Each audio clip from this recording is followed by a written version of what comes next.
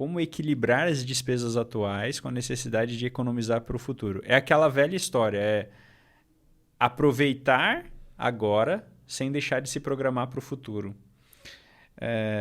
Na nossa metodologia, nós temos 4 pilares importantes que a gente ajuda o cliente a seguir. Como que a gente faz isso nessa metodologia?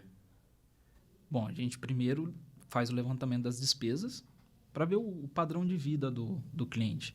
Então, a gente vai ter uma noção exata do padrão de vida do cliente para a gente entender como a gente pode adaptar esse padrão de vida de uma forma que a gente comece a resolver os problemas dele.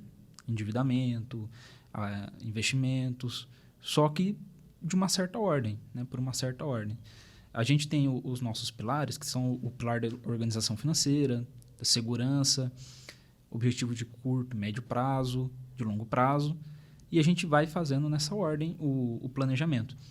O primeiro pilar, que é o pilar da organização, ele é o mais importante, que ele vai muito nessa parte da gente encontrar o equilíbrio do orçamento do cliente, que muitas vezes o cliente ele fica espantado quando a gente equilibra o orçamento dele, fazendo algumas coisas pontuais e que ele não consiga enxergar.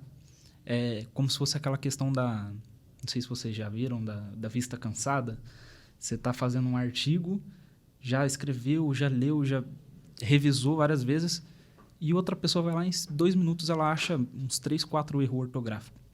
Né? Então, esse equilíbrio do orçamento é o primeiro passo para a gente conseguir ver o que a gente pode direcionar com relação aos objetivos que o cliente tem. Isso mesmo, eu percebi também ali na questão da gestão de riscos, né, que é muito importante ter uma visão, eu já comentado isso antes, né, ampla do momento atual para poder se chegar a uma ideia futura, né?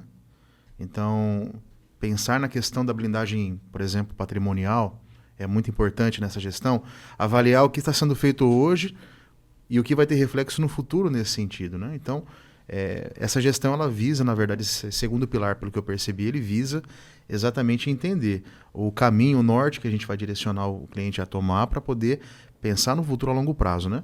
Primeiro se pensa nisso para se pensar depois em objetivos de médio e depois de objetivos de longo prazo também, pelo que eu percebi.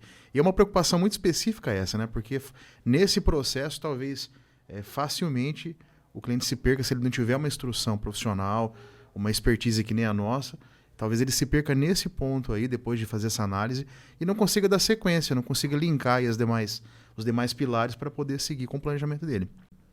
Exato. Quando a gente fala de equilíbrio, né, e a gente sempre fala sobre isso, eu sempre falo muito disso nas mídias sociais também, porque não adianta nada, né, a gente só guardar dinheiro para o futuro, só se programar para o futuro e não aproveitar o presente, né? Pode ser que a gente nem chegue lá.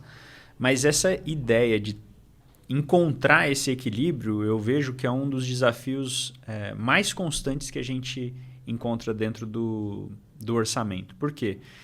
Porque as pessoas, de uma maneira geral, elas não têm uma realidade concreta sobre o orçamento que elas estão tendo. Elas acham que gastam muito com algumas coisas e elas acabam menosprezando algumas outras coisas.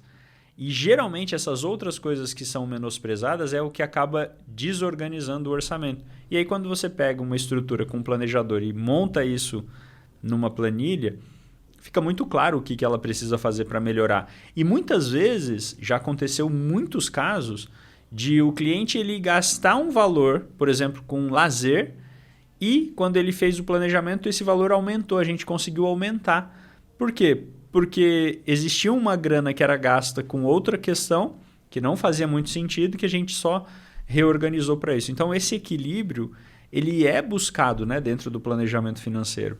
Não só de se programar para o futuro, mas também estar podendo usufruir o presente, né? Com a família, com os filhos.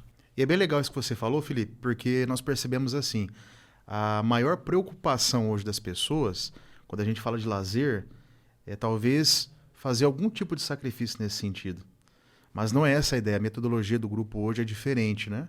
Como você mencionou, a ideia é que a pessoa tenha momentos de lazer com a família dela. Isso é necessário até pela questão emocional dela. É o que vai trazer satisfação é o que vai trazer para ela alegria e motivação para ela colocar em prática os pilares que são definidos para ela ter um orçamento e até aumentar, né? A ideia é aumentar, na verdade, a possibilidade dela usufruir de momentos, né? Como esse. Inclusive, tem uma cliente que está com a gente há menos de 2 meses. Eu fiz a primeira reunião mensal com ela semana passada.